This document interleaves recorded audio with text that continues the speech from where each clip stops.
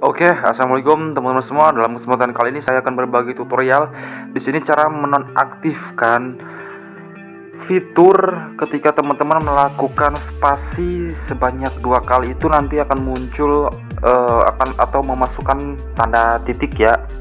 Nah, di sini kita coba lakukan. Misalkan ketika kita menulis atau mengetik, di sini kita ketikkan saja. Nah, kemudian di sini kita coba spasi 2 kali. Nah, maka secara otomatis di sini muncul tanda titik ya. Nah, di sini kita coba lakukan lagi. Nah, maka secara otomatis di sini muncul tanda titik.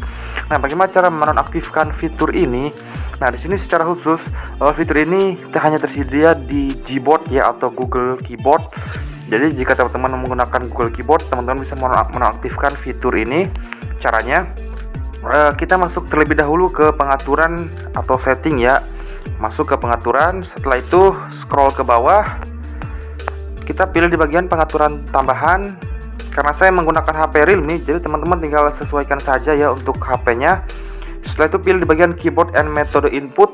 Setelah itu pilih di bagian Gboard.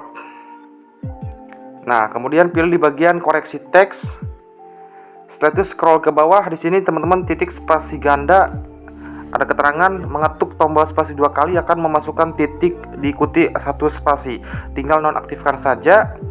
Nah, jika sudah, kita coba tes ya. Kita coba tes, kita masukkan salah satu teks. Kemudian kita spasi 2 kali. Oke, kita ulangi lagi 1, 2. Nah, secara otomatis tidak muncul tanda titiknya ya. Jadi caranya sangat mudah dan juga gampang. Jangan lupa untuk like, comment, share, dan juga subscribe. Wassalamualaikum warahmatullahi wabarakatuh.